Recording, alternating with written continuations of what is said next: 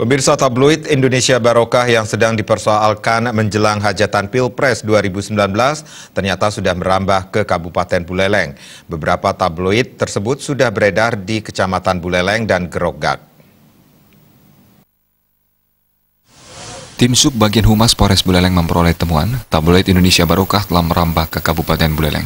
Tabloid tersebut ternyata sudah beredar memasuki minggu ketiga di bulan Januari 2019 sebanyak 10 sampul.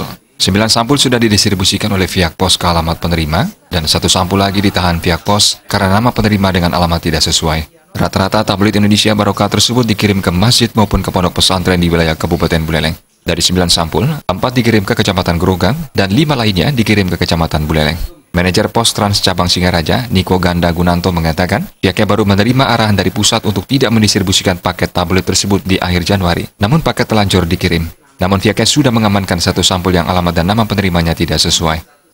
Itu karena ada instruksi dari pusat bahwa karena menjelang pertama sekarang tuh situasi politik Pak ya, situasi politik artinya untuk tidak misalnya mengganggu stabilitas antara dari pihak manapun, bahwa ini karena sifatnya sangat riskan Pak untuk di masyarakat umum. Jadi kami dari pihak pos pusat dan kita koordinasi dengan regional maupun di kami bahwa untuk semua kiriman yang berizin itu untuk kita tahan. Bagi yang sudah dapat kita tahan, untuk yang telah diserahkan kan kita serahkan datanya seperti itu Pak. Artinya sempat juga beberapa yang terkirim Pak ya? Sudah beberapa sempat terkirim karena kan ini karena kirimannya lebih datang duluan daripada informasinya seperti itu.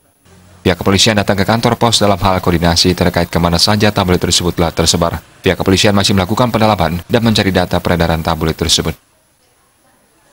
Koordinasi terhadap apa ada beredar tentang tabloid Indonesia Barokah ini atau tidak. Hanya sifatnya koordinasi.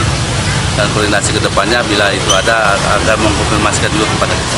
Sifatnya saya koordinasi. Ini kan sudah beredar Pak, ada langkah selanjutnya? Nanti akan saya laporan pimpinan dulu, langkah-langkah apa yang harus kita lakukan seandainya ada peredaran itu ya.